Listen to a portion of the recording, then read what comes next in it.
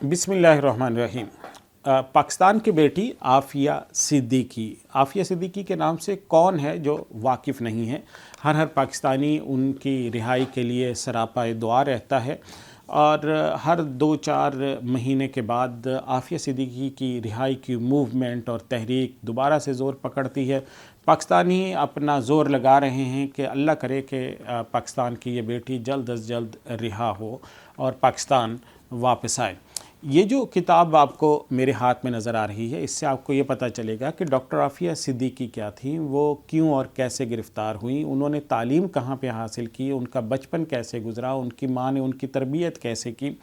उसके बाद जब वो पढ़ने के लिए अमेरिका गई, वहाँ पे उन्होंने क्या कामयाबियाँ हासिल की, कौन कौन सी यूनिवर्सिटीज़ में वो पढ़ती रहीं। आफिया सिद्दीकी की ज़िंदगी के अहम अदवार क्या क्या थे जिनसे वो गुज़री हैं। और आपको इसके साथ साथ ये भी पता चलेगा कि आफिया सिद्दीकी की ज़िंदगी का मिशन क्या था।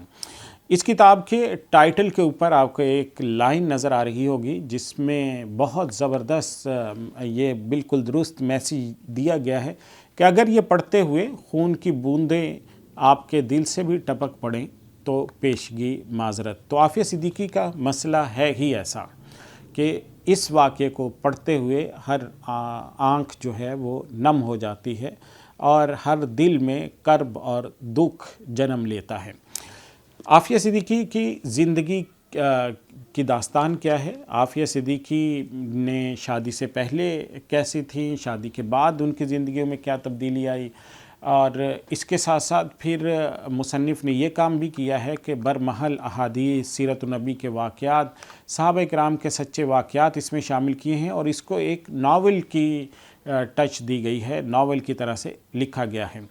जावेद चौधरी साहब ने इस किताब के बारे में ये लिखा है कि किसी भी किताब की 3 बड़ी खसूसियात होती हैं। पहली ये कि मौजू का चुनाव अच्छा होना चाहिए, दूसरे नंबर पर उसमें उसलूब तहरीर बेहतर होना चाहिए और तीसरे नंबर पर तहरीर में सच्चाई और सदाकत भी होनी चाहिए। और ये तीनों खूबियाँ आपको इस किताब यानी आफिया में मिलेंगी।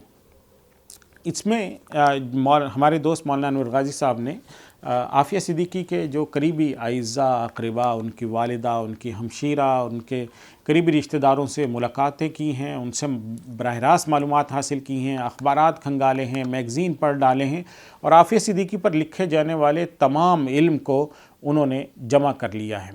तो 2003 में गिरफ़्तार होने वाली आफिया सिद्दीकी आज 22 साल बाद भी दीवारे ज़िंदा के पीछे हैं।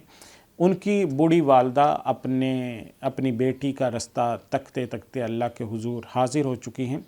लेकिन इसमें कोई शक नहीं है कि पूरी कौम यक आवाज़ है और वज़ीर आज़म ने भी हाल ही में अमरीकी सदर को दरख्वास्त भी लिखी है, लेटर भी लिखा है। पाकिस्तानी हुकूमत ने भी कोशिशें की हैं कि शकील आफरीदी के बदले में आफिया सिद्दीकी को रिहाई मिल जाए।